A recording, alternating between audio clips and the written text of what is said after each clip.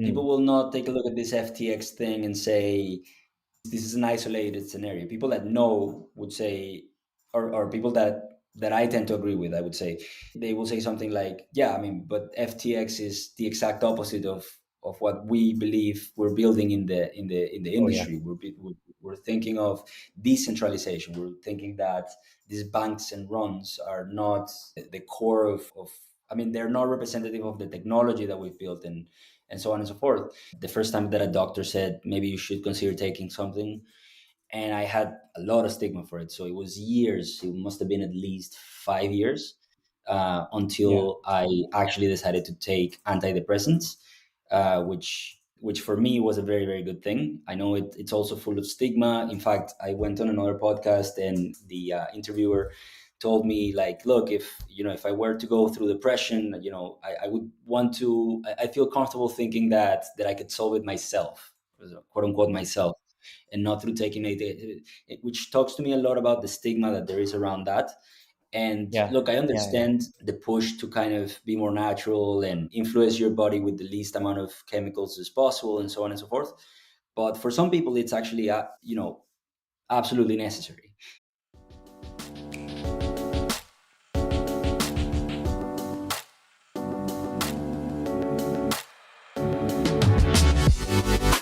The Research Labs podcast by Sunday Pajamas. Your name is Jacob, Hako. So, Jacobo, Jaco, Hako. So the trick is just to Hako. pronounce Oh, the J like an H, basically.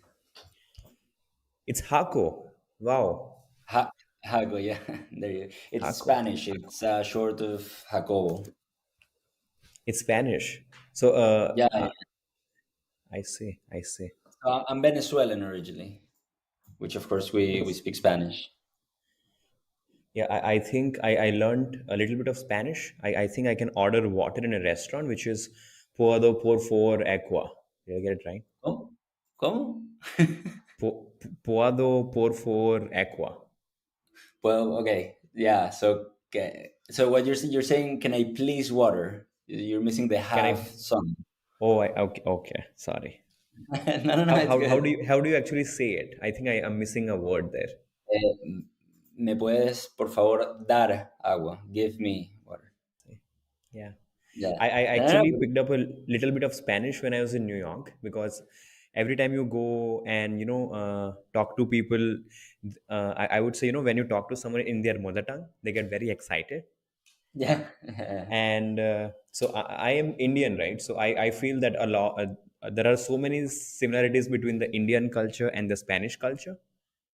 Absolutely. Yeah. My Yeah, developers are Indian, so we definitely we share a lot of that actually. yeah, yeah. Like I think our cultures are very, I would say, family first. Like we still have a concept of living with the family, taking care of the parents when they grow old.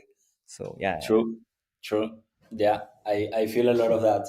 And kind of like the religious sentiment, the kind of traditional religious sentiment is very similar. I've seen that as well. yeah, yeah, yeah, yeah. Yeah. And the funniest thing about living in New York with a couple of my friends, Yeah. they were very traditional Indian. So we would cook like an Indian dish right next to a guacamole. You know. Okay. Nice. Not bad at all. Yeah, yeah, yeah. So first of all, I would say thank you so much for spending some time to talk to me. I have been thinking about all the things I would want to talk about Doshi, what that the app that you guys are building, and even the first time we talked about the app, I told you that I was fascinated how you decided that you want to work with teenagers. And Yeah. so before we get into the app directly, how about we take a step back and maybe go in the early days when you were still in college and you were trying to figure out what you want to do with your life, you want to do with your career, because the way I have been understanding what people do is that a lot of these initial inspirations that happens in the early days, right? they kind of push people to do what they are doing. So how about we start from there?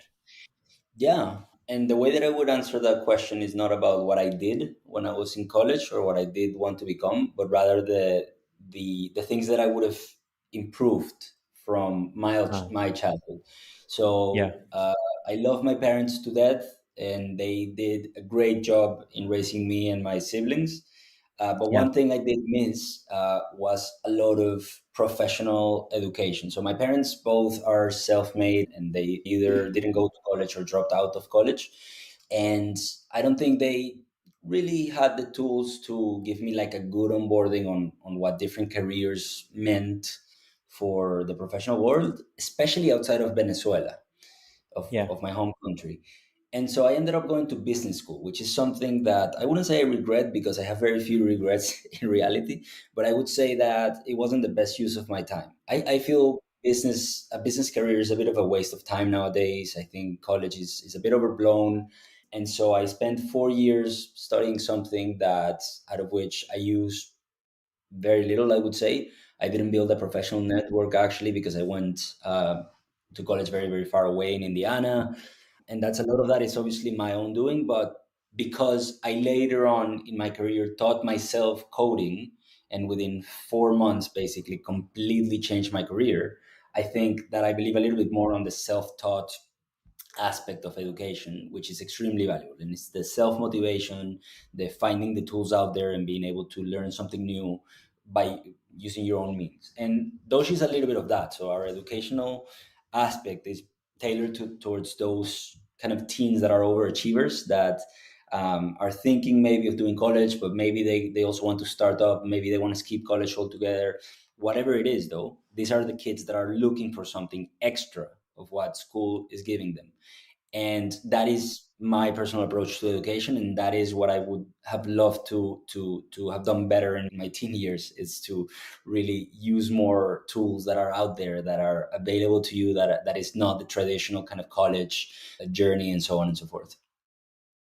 So when you say you taught yourself everything from scratch in 4 months, right? That Yeah. sounds number one difficult, and it also tells me that you don't give up very easily. In the uh, sense, if you did business as a college degree, then completely going to coding is a I won't say impossible, but from a psychological perspective, it sounds very difficult. So how did you go about that? I would say quite the opposite. It was not only the one of the easiest thing I've done. It was actually one of the most fulfilling because I feel that I kind of landed on that instead of choosing to do that, which Okay. is what happens a lot with our life decisions. I believe. So I told you last time we spoke a little bit about the fact that I went through a depression. When I was going through that, I don't know how much you know about depression in general, but it's very hard to even stand up to brush your teeth. So one thing that I could do all the time was sit down and do coding exercises that a friend had kind of given me a website to do them, and I couldn't stop. That plus the aspect that it was a very profitable industry, and actually the fact that I had my second out of three separate visa issues in the United States and actually had to leave the United States and go back to Venezuela, it kind of all mixed up, Yeah. and it led me to the point where I actually found a project.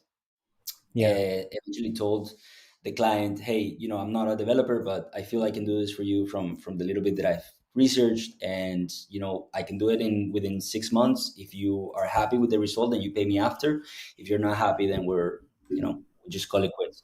And I just gave it my all during those 6 months, and I would stay up until 3 4 a.m., which is rare for me. I love sleeping, and I do value my sleep, but that was easy at the time because I was really, really like engaged in doing that at the time. So I wouldn't say it was hard. I would say that quite the opposite. It was something that really just happened really well. Do you feel it's because it kind of gave you a purpose in your life, in the sense, okay, if I figure this out, it makes me feel good? Yeah. Absolutely. So first of all, I was struggling with my career at that time. I was selling marble first of all, for like remodeling, so like floorings and different Yeah. things.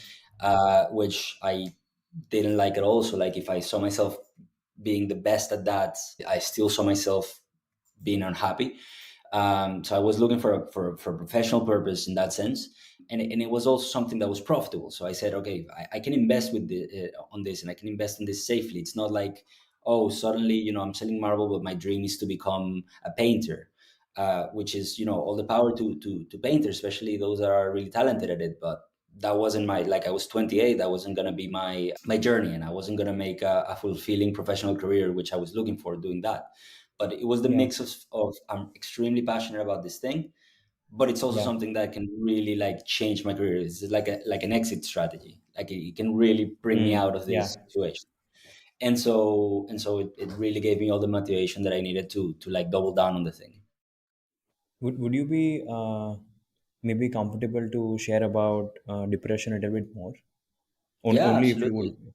Yeah. No, no, no. I am 1,000,000% comfortable. In fact, it's a bit of a personal mission of mine to speak openly about it, because a lot of people struggle with that and don't know what to make of it, or a lot of people think that they might be going through that and really don't have the tool to kind of either diagnose it or understand it. And for me, my personal journey is that I've probably been diagnosed with depression for years. Probably the first time was in college, Yeah. and that the first time that a doctor said maybe you should consider taking something, and I had a lot of stigma for it. So it was years. It must have been at least 5 years Yeah. until I actually decided to take antidepressants, which for me was a very very good thing. I know it's also full of stigma. In fact, I went on another podcast, and the interviewer told me, like, look, if I were to go through depression, I would want to. I feel comfortable thinking that I could solve it myself, quote unquote myself, and not through taking it, which talks to me a lot about the stigma that there is around that. And Yeah. look, I Yeah. Yeah. understand the push to kind of be more natural and influence your body with the least amount of chemicals as possible, and so on and so forth. But for some people, it's actually you know absolutely necessary.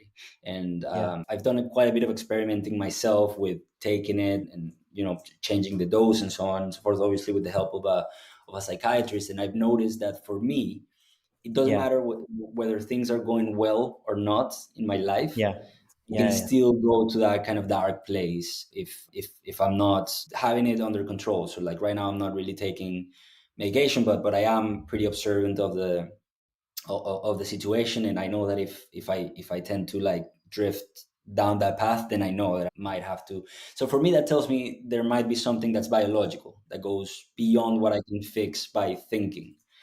And anyway, so at the time, it was also not only that biological component, but it was also that my life was very much in disarray. I wasn't like Yeah. fulfilling any sort of professional personal goals or anything in for that matter. And this kind of was a little bit of the cure of for that.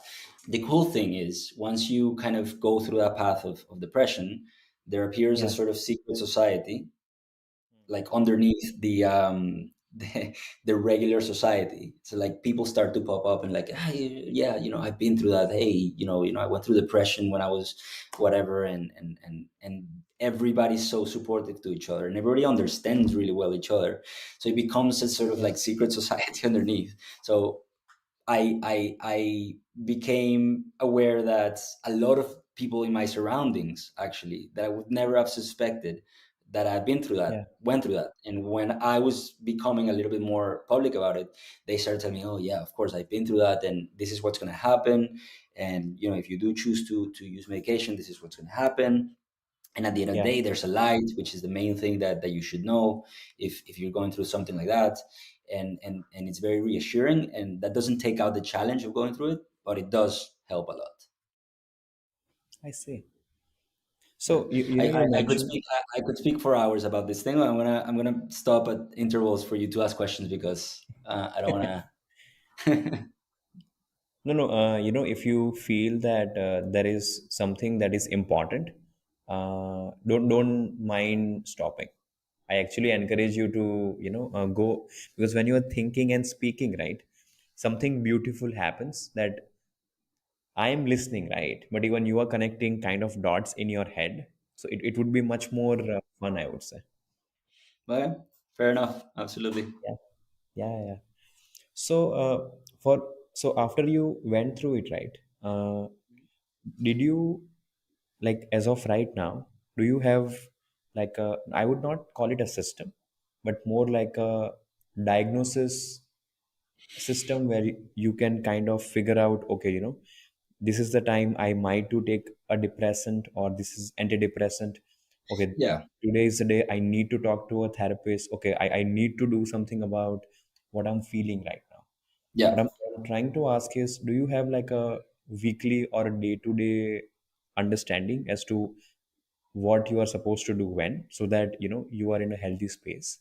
yeah, absolutely. Well, first of all, I have a fail-safe solution for that, which is called my wife, and fortunately, she is a goddess, and she will never let me go down, so to Yeah, say. yeah, So obviously, not everybody is so lucky to have such a wonderful person as my wife, and that shares her life with me.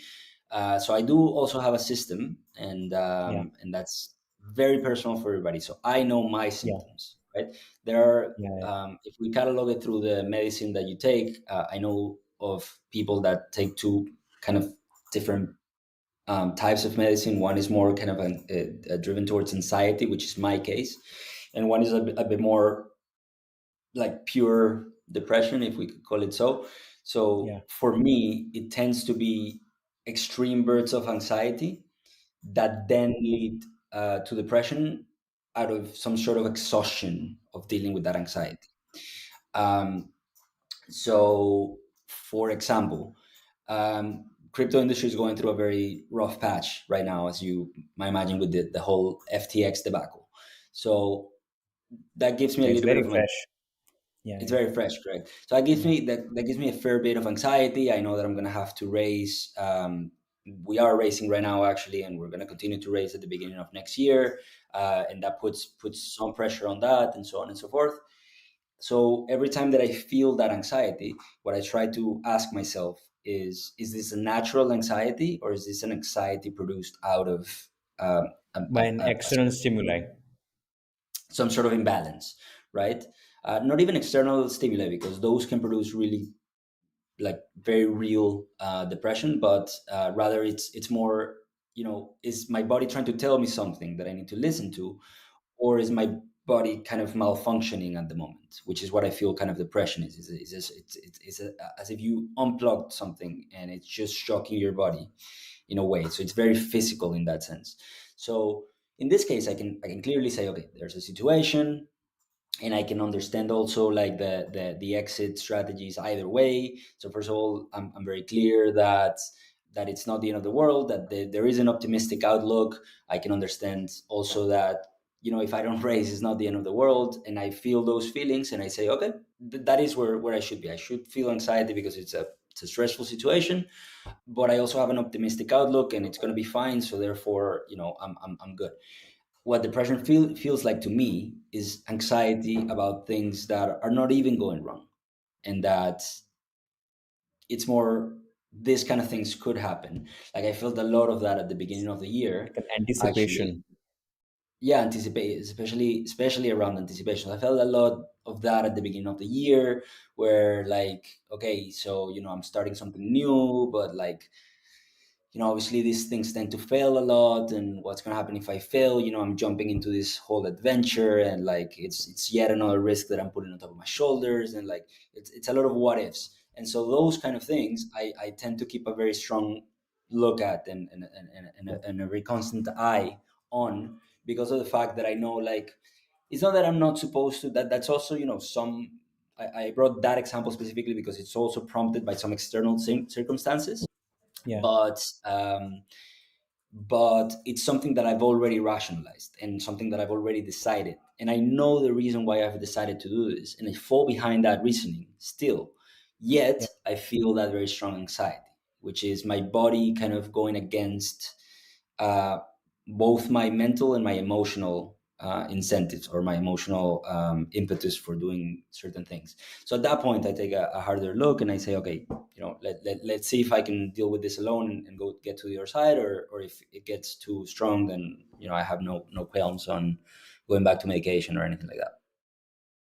Is it because when you plan something, right? I understand the anticipation side of it, but do you think Hmm. it's because you can see things going wrong so clearly in your head, and it might be possible that you're a very imaginative person. You can see everything in lot of, I would say, high definition, and that No, is scary. Maybe no. no, it's not because I'm smarter than other people and I can imagine the scenario better than them and feel it strongly. No, in fact, I am misinterpreting the scenario when I am Oh, depressed. When you go out of depression, like when you're in the first stages of taking medication, you actually feel like the sunglasses are taken out of your eyes and you can see clearly. And yeah, I can see that was a misinterpretation of the reality, what I was going through the depression. It's not that I can understand the actual ramifications better, is that I was focusing on the wrong aspects of that. Yes, yeah, those things yeah, might yeah, be true, and I can fail, and whatever it is, but I wasn't focusing on the fact that even if I fail, I've gained experience that is extremely valuable, both in the professional world, as in my personal life, and so on and so forth. So that focus on the things that, it's not because I can see them better; it's because my attention is kind of unintentionally being driven towards that aspect, that darkness, that you know, yeah, yeah. it's kind of like a self harm situation in the body, if if I can Does say it it that way. does it put you in like a fight or flight situation because you are Yes. misunderstanding or misjudging the situation? Your Yes. brain cannot figure out, okay, this is not really a threat, but you kind of Yep. convince yourself it is a threat, so let's get out of Yep. it. That is a genius. That is absolutely on point. That is a million percent on point. um, that's exactly right. And what I do tend to do in those situations is either I need to act, I need to do something right now to fix this situation, which sometimes we all know that sometimes doing nothing is the right solution for certain problems. Yeah, But because you're in kind of that fight or flight situation, then it tends um, to become that I need to do something about it, or flight. I need to have an exit strategy. Not even exit right now, but I need to, I don't know, like start applying to jobs. So if this thing fails, then yeah. I'll have that, like whatever it is, like those kind of things. So I would say I've been reading a lot on a lot of this, and Hmm. even in college I took up psychology as a subject, and Hmm.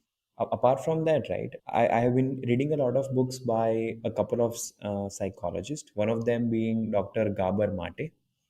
He's a Okay. Canadian psychologist, and his work is very much focused on addictions and trauma. Hmm. Hmm. And recently published, I would say a couple of years ago, published a book. It's called The Myth of Normal.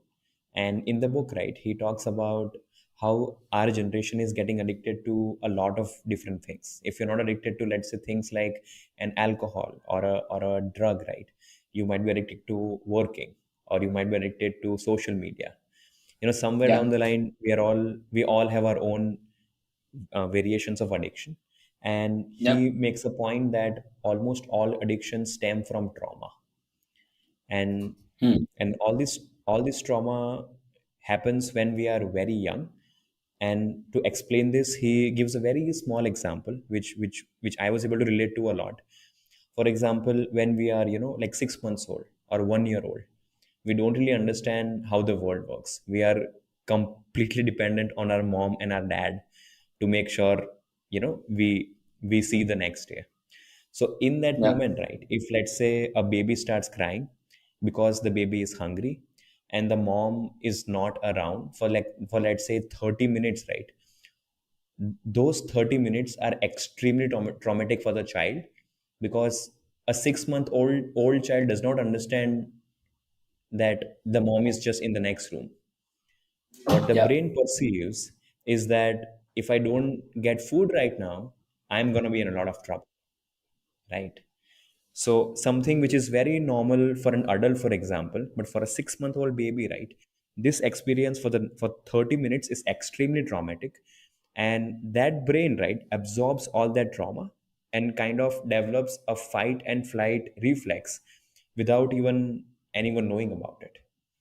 And in the book, right, the doctor makes a point that this is a very small example, but if you take a lot of instances from our childhood, right, a lot of our parents, even us, right, a lot of such instances happen not because they wanted them to happen, but these are just how our lives are It's designed, natural. Yeah.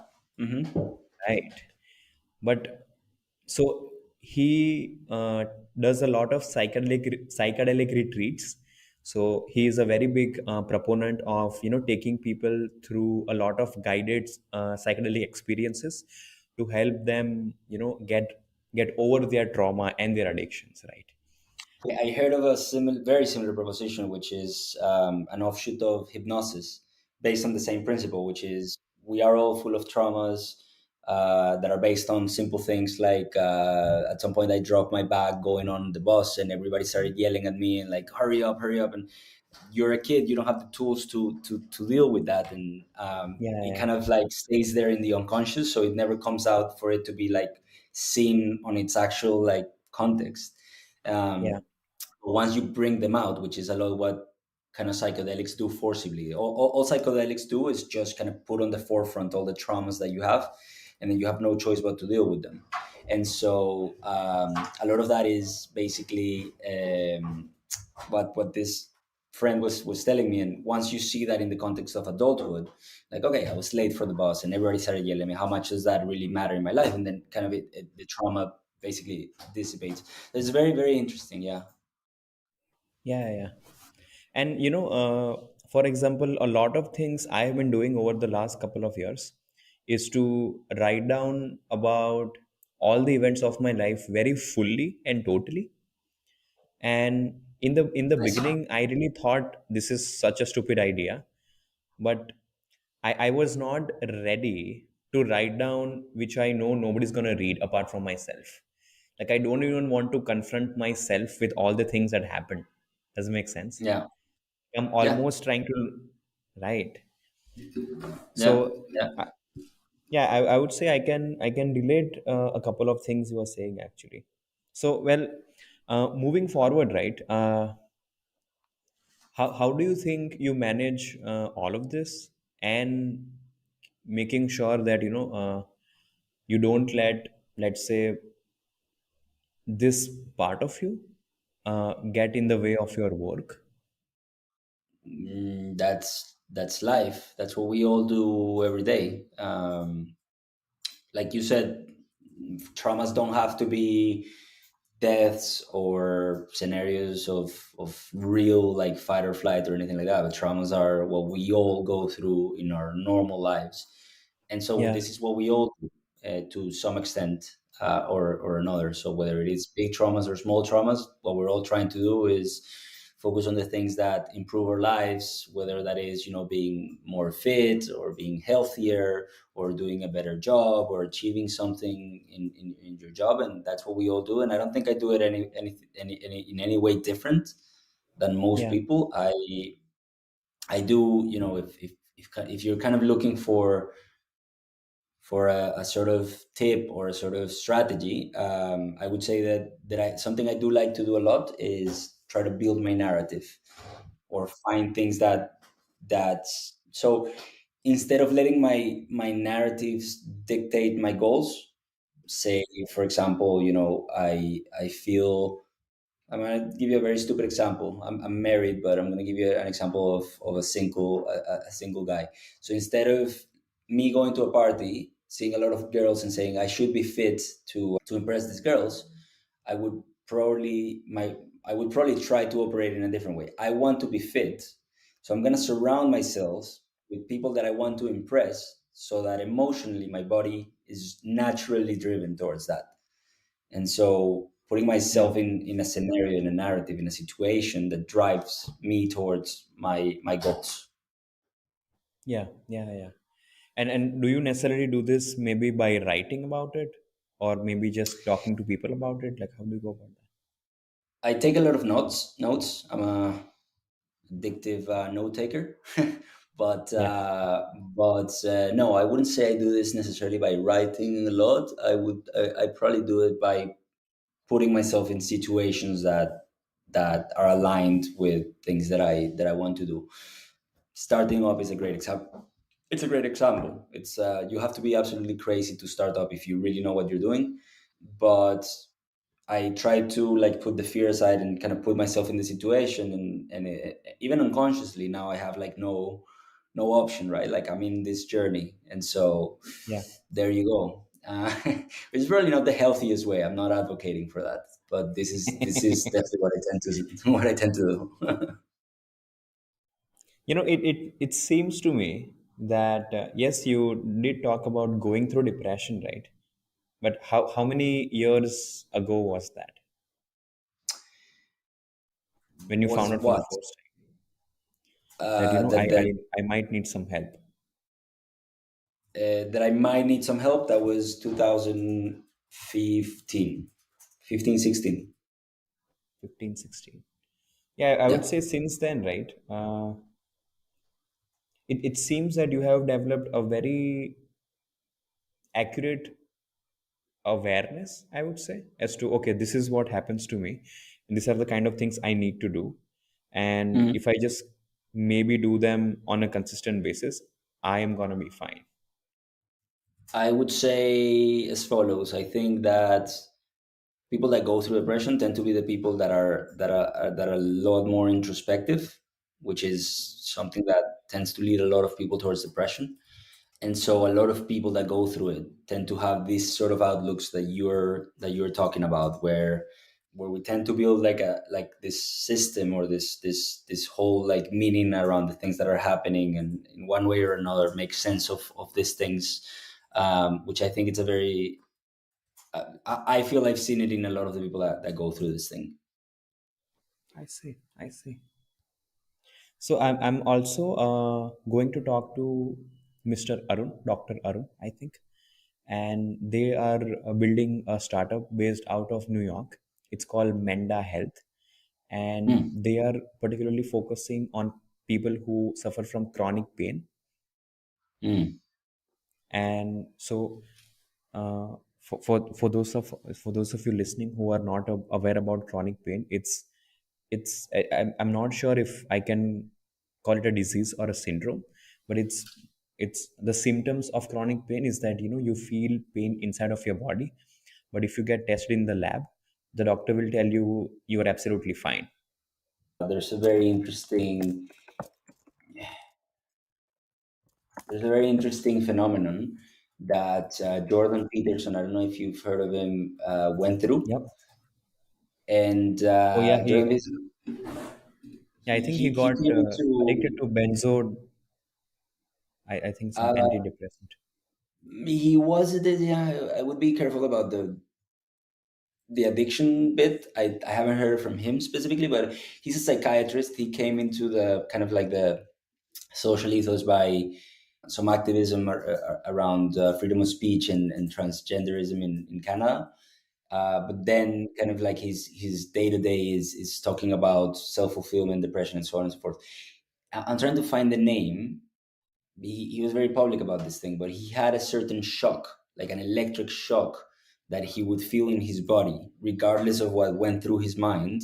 That was due to depression. That's like the absolute epitome of depression. It's like he was actually in physical pain, and he had to be interned, and it was a whole thing.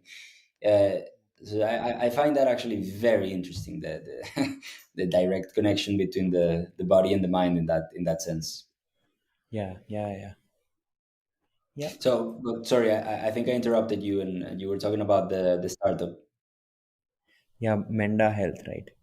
So mental if you health. want, you can also Google Menda Health because on their website, right? But I would say the treatment that they are promoting and advocating for treating things like chronic pain is that a lot of this, not a disease, but a lot of these symptoms are because the brain learns it over time when you are growing up. So the treatment they are proposing is to help your brain unlearn those patterns and Interesting. rethink and relearn what pain really is. Mm. In the sense, pain, if you think about it, is a safety mechanism for our body. When you feel pain, you stop doing what you're doing, so you can protect your body from going to the extreme. But when chronic pain happens, right, your body experiences pain even when there is nothing around you. So it is protecting you from something that does not exist, right? Yeah, yeah. It's like what's the illness that basically it's your antibodies overprotecting your, is it lupus? I don't remember. There is such a thing as your body being overprotective and actually harming your own body as a As a reaction to. consequence of that. Yeah, yeah. Correct. Yeah, that's right. Oh, very interesting. I really like it. I'm taking a quick look at their site. I really like what they're doing and how they're doing it. I basically was working slightly on a health tech company before Doshi, Yeah.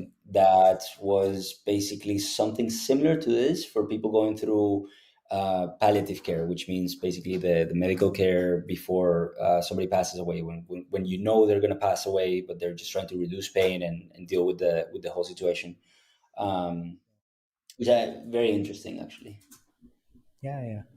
So I am actually very excited to talk to Arun, for example, is because in a lot of cultures, right, as you rightly mentioned, these things are still considered.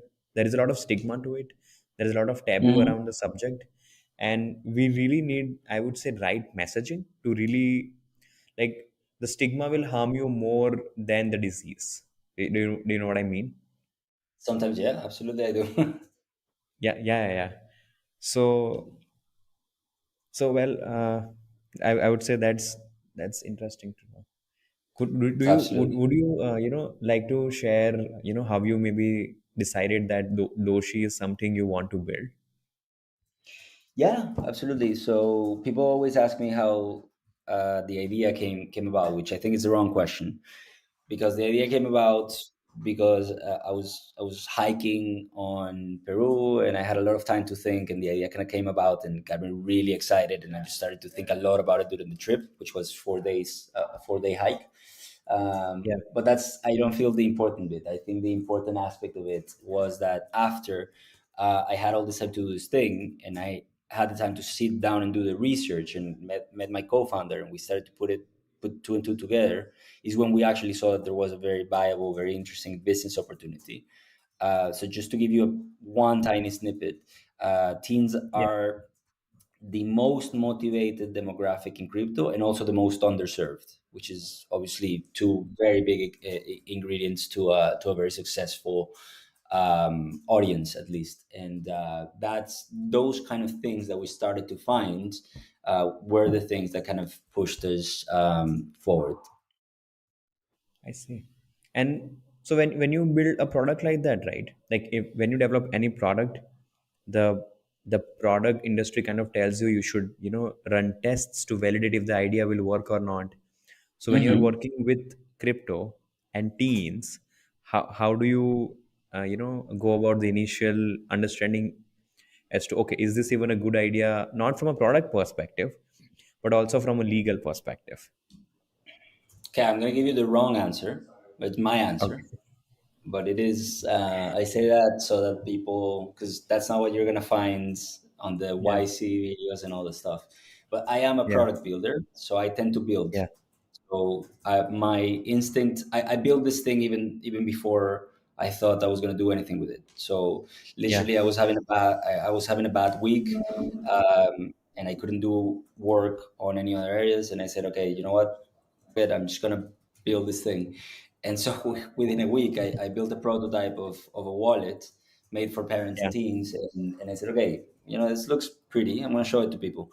And then people started to get excited. And then I said, okay, you know what? I'm gonna try to find the co-founder. and I met this guy and I showed him the prototype. He got really excited. He said, okay, let's talk about it. And it kind of, and we kind of did that. So what most people will tell you is you want to first gain some traction. And it's not inaccurate. You do want to have some traction, some validation, um, Yeah. of the market before you build something, whether it's functionality or the whole product. But that's not how I tend to work, because I can build stuff really fast, and I just kind of like build it and then just show it to people. Hey, what do you think about it? What do you think about this thing? Which is the discussion actually I was having before this call with my co-founder, is that I want to like implement a new functionality, and we tend to argue about this a lot. Like he says, okay, but who's asking for it, and so on and so forth. And I mean, incidentally, we built Doshi to be a wallet, right? And the Yeah. main concept, I mean, it's not because we believe in the investment aspect of crypto. We're actually thinking a lot more of blockchain technology and Web3 and the things that you can do with NFTs and DAOs and those kind of things.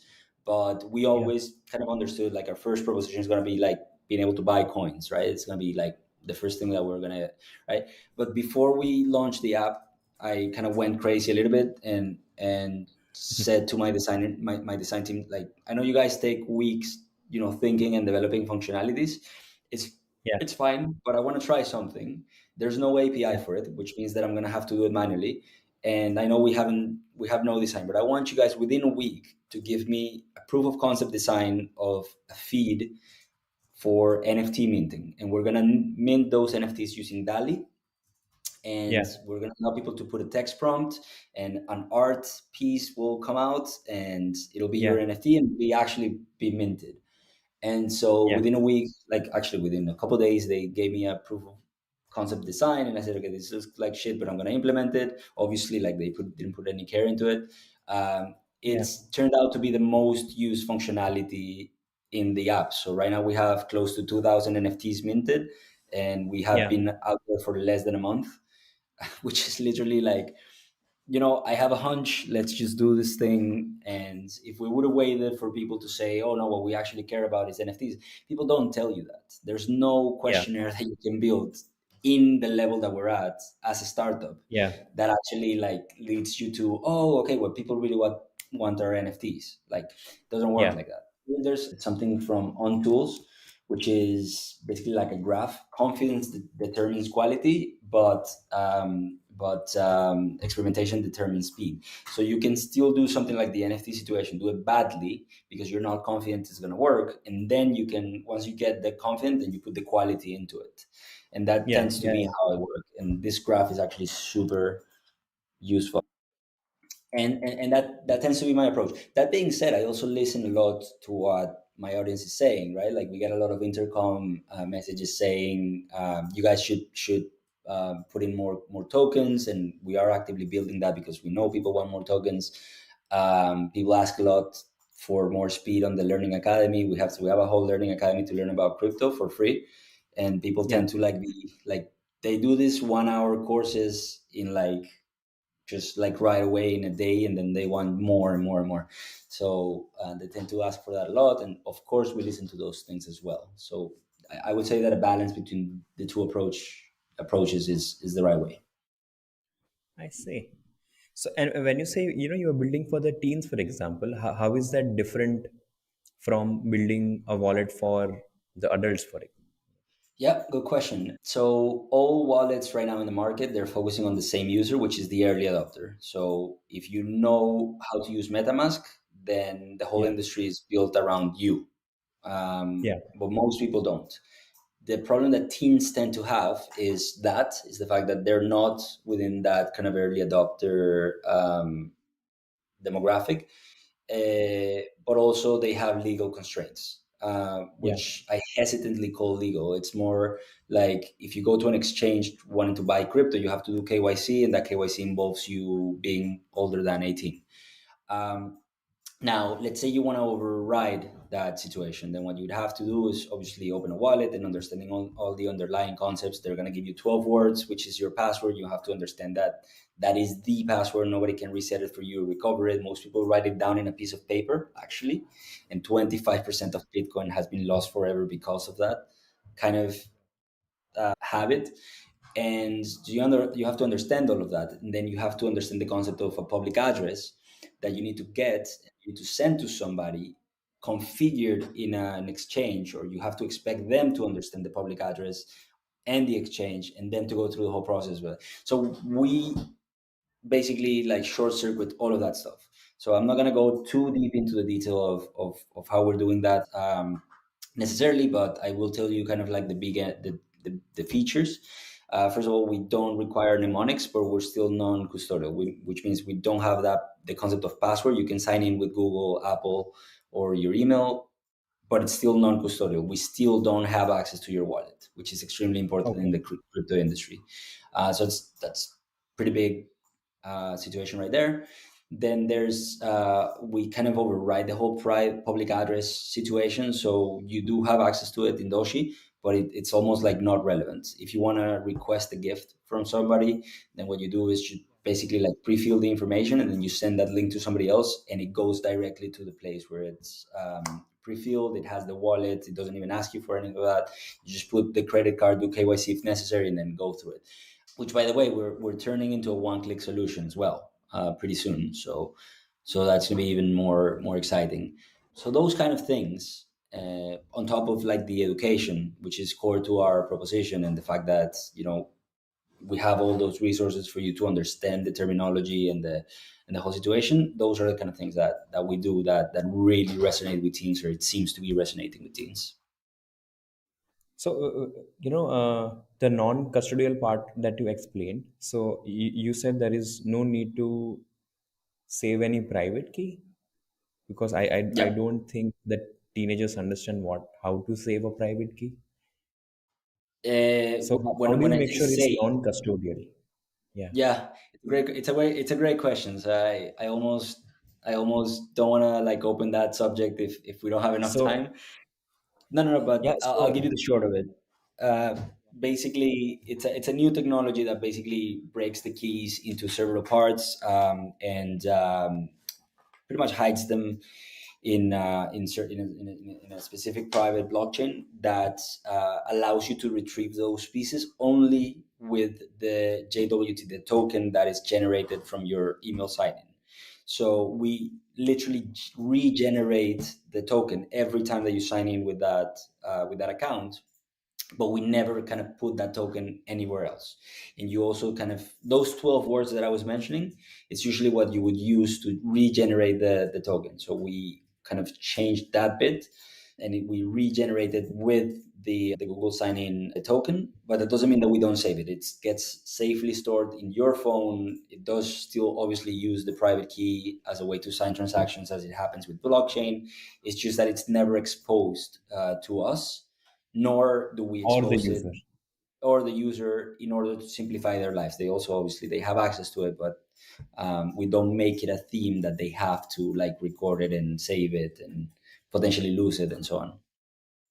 So, I asked this particularly because I was involved in a crypto startup which Hmm. was doing not exactly this, but we our service was focused on securing your cryptocurrency, Bitcoin, Ethereum, without asking for a private key. So it was Uh-huh. a non-custodial will service, Okay. like the Oh, really? like I think that's a really interesting problem to solve. By the way, I've had that on yeah, my mind for quite a while. Okay. yeah. So in the beginning, just to explain people how the whole thing works, we demoed the whole system using a multi-sign wallet. Yeah, Yeah, yeah, multi-sig wallet, correct. multi-sig. Which Yeah, is considered custodial, by the way. I don't know if you're in the UK at least. MPC multi-party computation seems to still be considered, legally speaking, custodial, even though it really isn't. But yeah, yeah. So, like, we will not keep all the keys, obviously. Only one of the keys will be with us, and the one of the two or the shots. three, the customer can decide how many keys they want to generate. and they can give to their friends, family, whoever will, they wanted to be on the will service basically. Yeah, yeah. It's a very cool proposition. We didn't build that from scratch because it would have been a problem for us to this early on ensure security if we did that. So we did something else that is much more secure for our early stage, and it basically serves this the I would say the same purpose, Yeah. except we don't even keep a shard. We don't even have a shard, so we have literally no access whatsoever to user funds or activity without them actually clicking on their own app and so on. Wow. I think once you discussed about the teen aspect of your service, right? Because I'm very curious to, I would say, go a little bit more deeper, because crypto regulations are giving all the governments sweat on their forehead. And when Mhm. you are building for especially the teen audiences, right? I'm not sure how difficult is that from a regulation perspective. Right. It's a very interesting question. I'm gonna probe a little bit, but I don't know how much you want me to kind of double click on that. But I'll give you the basic understanding is in terms of regulation, which is has nothing to do with our understanding of security, right? We want to keep users secure. We Yeah. separate that from regulation. So right now, regulation actually demands of us less than we would require to keep our users safe, right? So it's two separate questions. So in terms of regulation, there's very little actually that you need to do in the UK to be regulated if you're non-custodial, or to be compliant if you're non-custodial, because there is pretty much no regulation, right? The Yeah. the FCA wants to be aware of you and the fact that you exist and so on and so forth. If you're custodial, you don't have to do a whole authorization. Rather, you just kind of have to be registered. By Yeah. the way, I should say this is not legal advice. This is coming from the Yeah. CTO. Yeah. But that being said, because we're non-custodial, then we fall kind of out of the scope of most of the guidelines and regulations at the moment. But it's very much a gray line. Now that does not apply to adults or teens or anything like that. It really doesn't Okay. matter. There is Now, no. Yeah. Okay. correct. Now, the intersection between crypto wallets and exchanges, which is how you would buy the tokens, Yeah. is where it starts to get tricky. So we work with external providers at the moment, and they Yeah. are the ones that are regulated. We actually Makes were sense. working with the best in the industry right now, which is MoonPay, obviously to safeguard our users and so on and so forth. Um, and they are regulated and they ask for KYC when they purchase. So if you send a link to your parent, they're adults, they have to do KYC. And after they do KYC, they send you money. Then obviously at that point, then you are compliant, not only compliant, but you are being safe, right? The person that sent the teen Yeah. the money are the ones that are going through KYC, and then the teens are allowed to own crypto. There's literally nothing that says that anybody cannot own crypto or even send crypto. Then as long as it doesn't kind of transfer back and forth between fiat, so GBP, USD, and crypto, then there's really very little to talk about when it comes to regulation. I see. So, w- how are the parents reacting to your product? Are they excited by it? Are they amused that somebody actually thought of doing it? So remember, we're not out looking for parents, but parents come to us based on our proposition, right? Like if you do marketing, you say this is what I do, and the people that come to you tend to be the people that obviously would agree. That being said, we've seen a lot of excitement from parents. So most parents that we've talked to, they just trust their teens. Like they literally say, I have no idea what this all means. I trust my kid, and I know they're going to be Yeah. safe, and that's all I care about. I'm happy to sponsor them, which is something that I didn't mention. So Doshi requires sponsorship of teens from their parents. So I'm happy to sponsor. Yeah. Let's just do it, basically. And so a lot of excitement from teens, even more so, because Yeah. Yeah. Yeah. we've partnered with schools, and they're very excited to use it in schools. We have like a test mode kind of thing with investment competitions, in schools right now. Like I take a look every couple minutes on this thing, and I see this like it's Yeah. blowing up, like people investing, and we have a leaderboard basically who's winning. So Yeah. I'm pretty engaged because actually, I'm almost last place. Terrible strategy. But so we currently have a competition between schools, and and it's going. So oof, this is painful. So basically, what we did is we partnered with four different schools. So cool, man. Um, Yeah. yeah, and we create a competition between students in that school, but also inter school, so school against school. And I'm very Yeah. ashamed to say that we're losing by a lot. Yeah. Like every Yeah. single Yeah. so Yeah. the program has been with the investment clubs in those schools, so pretty smart kids, Yeah. and they're all Yeah. Yeah. kicking our behind right here. I see. I'm now wondering, like when we grew up, right, there was no app, nobody thinking about helping kids out with crypto is very far fetched. No one would even discuss finance with the kids in school. Correct. So Yep. do you kind of, I don't know, think about the idea that you might be helping a lot of kids even get introduced to the finance world at a very early age? Yeah, absolutely. I mean, and it's a thing. So financial education is a thing that a lot of startups have tackled, and this is obviously we kind of like raised funds to begin with on the back of the concept of financial education and the fact that everybody knows that it's in shambles. Like nobody's really teaching kids things that are practical for their lives and so on and so forth.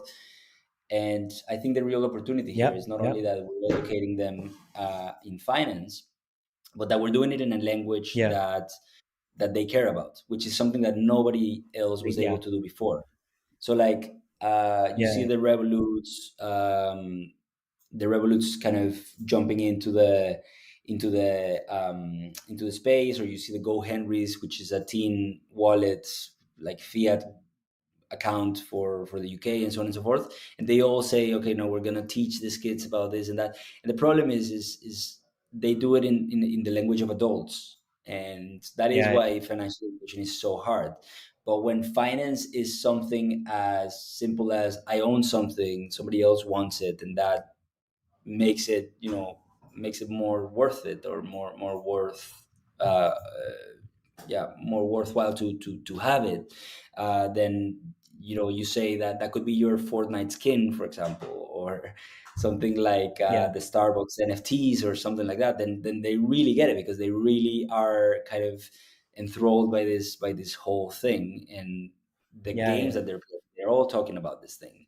So so we found it to be really interesting in that sense, and a really good kind of way to achieve that goal of financial education that everybody, not before, not when we were teens, but even now, is quite yeah, raw. yeah, yeah. And I think from what I'm hearing, right, do you guys also think about things like game theory and gamification since you are working with the kids? Like if you gamify it, if you make it fun, it will keep Yep. them more engaged and hence they will learn more. Yep, a lot, a lot. So gamification, for most people, is an offshoot of making you giving points for stuff. We Yeah, want. I don't think we're yet as successful as we want to be in terms of that, but we want to be a lot uh, more sophisticated, more refined in our concept of gamification. So, for example, it's not about giving points. In fact, we haven't implemented the point system that we want to, and we will in the future. But rather, we have these competitions between schools and across schools, or we have the fact that you earn actual NFTs by learning. We also have different things that we're implementing. So, like AI NFT minting is a big part of it.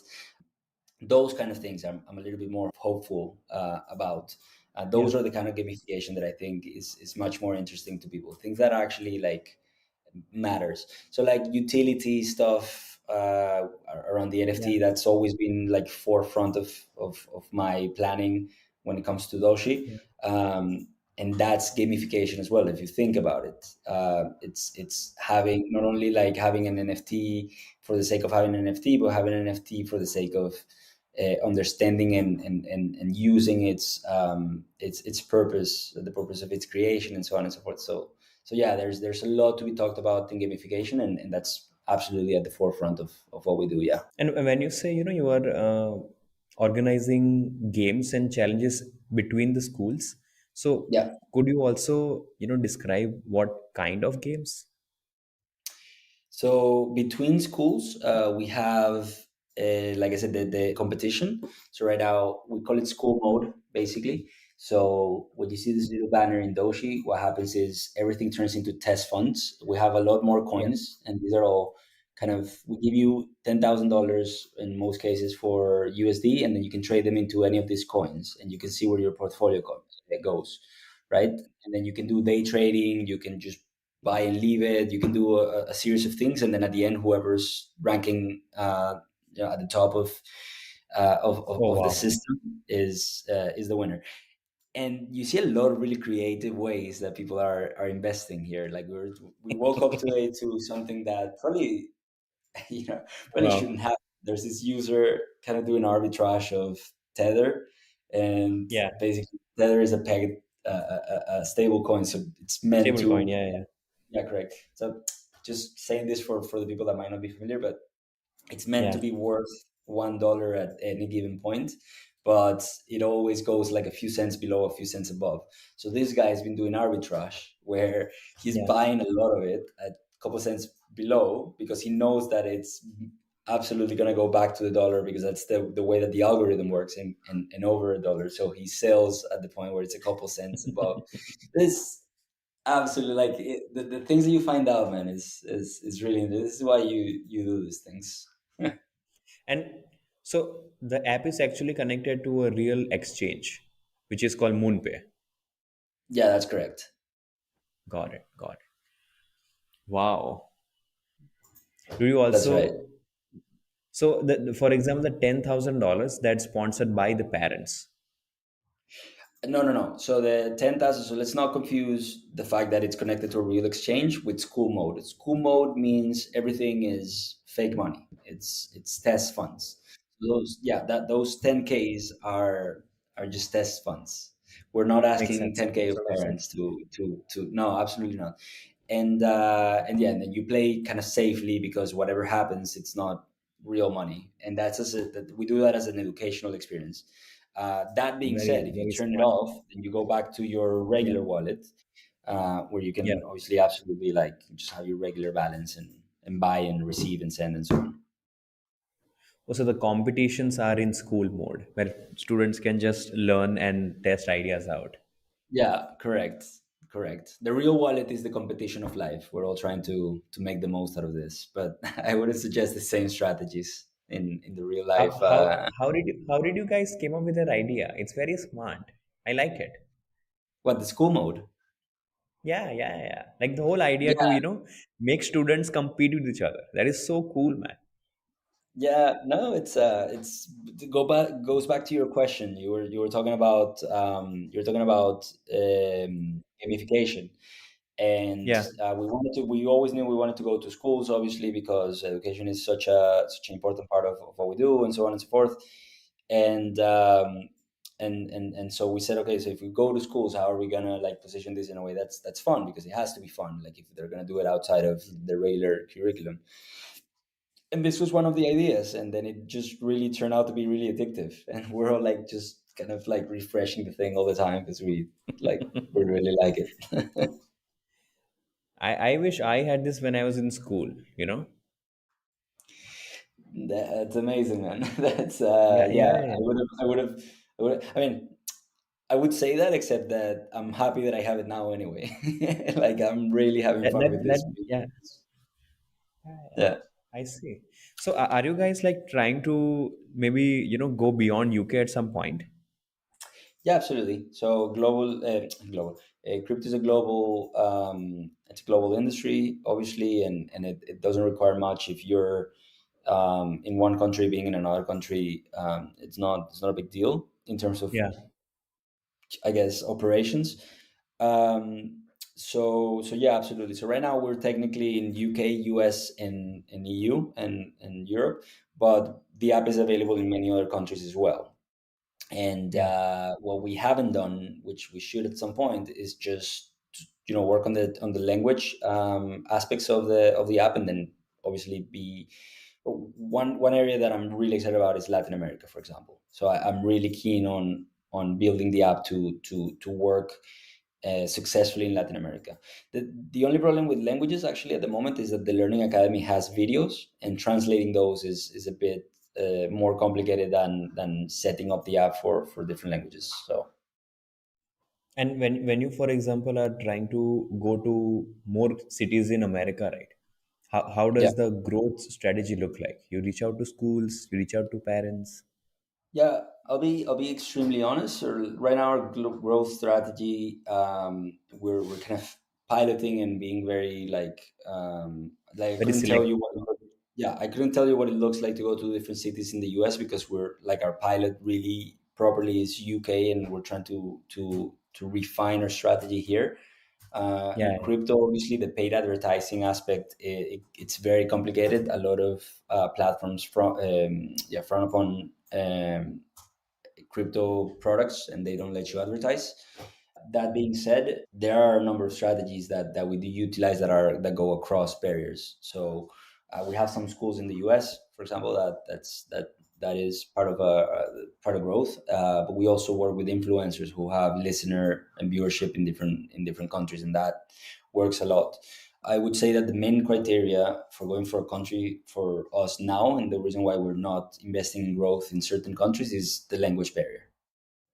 yeah, yeah. And most of your team is remote at this point.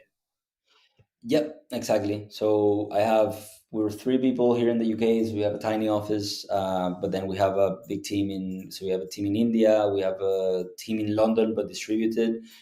We have people in Spain, and we actually have a person in Vietnam. I see. Yeah. And you are only like you launched a month ago. That's what you said. Yeah. So how long have you guys been working on something like this? So the idea came about roughly October last year. We raised money. We finished a raise Yeah, in April, and we yeah. launched roughly like end of September ish.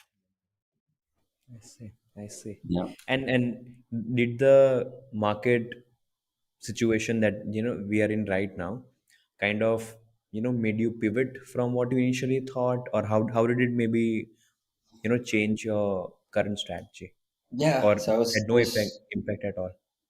it didn't change our strategy, but it reinforced our original belief. I'll tell you what I mean by that. So we're talking about this actually right now with my co-founder, and obviously it makes you nervous when there's a lot of fear in the industry. Like when something like this happens, tends Yeah, drives people away from things like ours.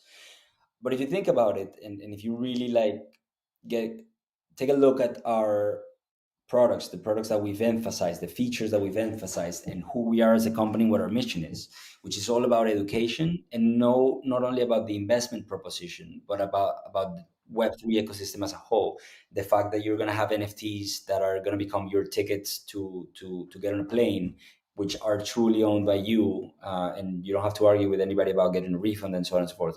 Or the fact that you're going to have DAOs, which are huge companies that are going to be self-regulating, or the fact that just our learning academy, which gives you NFTs for participating and so on and so forth. You understand that our vision has nothing to do with buy Bitcoin because it's going to be at 30,000 next year. That's never been our proposition, and it never yeah, will be, because we don't believe in the speculation aspect of it. I mean, that's very cool. We all want to be successful with our investments, and if we do it smartly, then we have a chance at that. But we believe in much more than that. We believe actually in the fact that that we want to become the door to this whole space that's being created around ownership and around the new paradigm for the internet, around Web3. So we want to basically yeah, give you guys access to games that are more exciting because they involve ownership, about the NFTs and so on and so forth, all the things that I mentioned. That makes a complete sense to me. Like a lot of founders I've been talking to who are building just like yourself in the Web3 space have a similar outlook, in the sense, if you are a developer who believes in the technology, then the market situation is not really going to affect you as much, so Yeah, I mean, like it I'm affects you talking. because Can you it's an hear me? industry wide Yeah. wide situation, and people Hmm. will not take a look at this FTX thing and say, you know, this is an isolated scenario. People that know would say, or people that I tend to agree with, I would say, they will say something like, yeah, I mean, but FTX is the exact opposite of what we believe we're building in the Oh yeah. industry. We're thinking of decentralization. We're thinking that these banks and runs are not the core of I mean, they're not representative of the technology that we've built, and so on and so forth. So builders are optimistic, but people are still going to be afraid to jump in when these things happen, and that's, that's natural. I think this whole debacle has set the industry back a few years, and it's going to continue to happen. I read a very Yeah. very optimistic tweet about it, actually, which is, obviously I feel deeply for the people that have been uh, uh, um, caught into this situation, because a lot of people lost a lot of money. Some might even like have lost life savings. Who knows? Yeah. But the optimistic thing and the beautiful thing about this industry, it's that it's all Yeah. recorded right there in the ledger, right? So Yeah. we Yeah. Yeah. can we can actually go to the blockchain and see what kind of movements have been happening. Yeah, nobody's going to be checking this all the time because it's not practical. But now that it's happened, at least we can have a proper post-mortem. Assessment And I of don't what know, happened. yeah, and I don't know to what extent that's actually a reality and how much we're going to actually find out. I'm sure there's a lot of things that that's a lot of sketchy things that happen that we won't ever know. But that gave me a burst of optimism. I really hope that we can really get a good picture of what happened through on chain, because I think that's going to be the best validation of the situation. Like, yes, FTX happened, but we have a really good way of finding out exactly what happened. So yeah. Yeah. Yeah. Yeah. Well, I would say, this has been fun, and I really appreciate, in the beginning we you really opened up, and I really controlled myself, but I almost teared up, man. Thank you, man. I appreciate the sentiment. No, no, no. I'm glad Not you enjoyed. not not because you went through dark times. That is not that made me very emotional, but yeah, I would say the idea that you are in a very good place right now, and I would say when you talked about your wife, I'm like, okay, I cannot control now. Yeah. Yeah, I'm very lucky. I'm very, very, very lucky, and my wife is Yeah. a huge part of that. Thank you, man. This was nice. This was very nice. Yeah, I really enjoyed it as well. Thank you so much Yeah, for yeah, for for having me, and anytime, just count me as part of your community. And if I can help anybody around your community, or if you want to chat some more, I'm always open.